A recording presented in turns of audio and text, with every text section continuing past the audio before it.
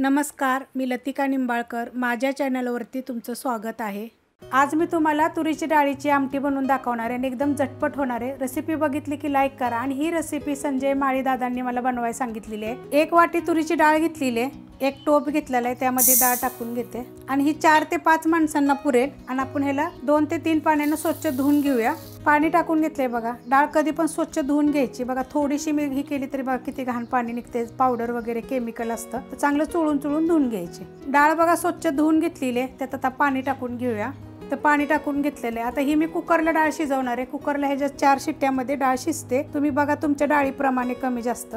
डाळ बघा कुकरमध्ये शिजवून घेतलेली आहे. तर जास्त आपल्याला गाळ अशी शिजवायची नाही, अशी झाली पाहिजे, कारण ती उकळली की नाही की शिजते, मग एकदम गाळ होतं, मग ते आमटी जरा चांगली लागत नाही. आणि ह्याच्यामध्ये बघा गरम पाणी टाकायचे. मग 1 ग्लास गरम पाणी टाकलेलं आहे. तुम्हाला आता किती आमटी पाहिजे त्याप्रमाणे करायची. आणि ह्याला काय आपल्याला घोटायचं वगैरे नाही, फिरक्यानं अशीच टाकायची. उकळली की एकदम बघा बारीक होईल. टोप गरम करत ठेवलाय, त्यामध्ये तेल टाकून घेऊया.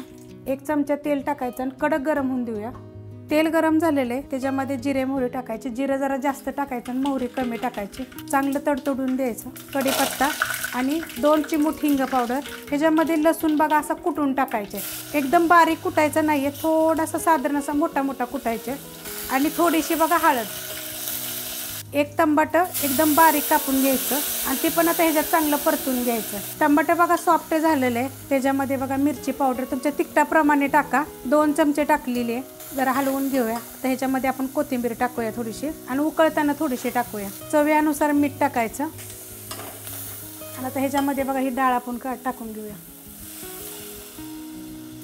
आता तुम्हाला अजून पाणी पाहिजे असलं तर अजून पाणी टाकायचं. तर मी अजून अर्धा ग्लास टाकणार आहे.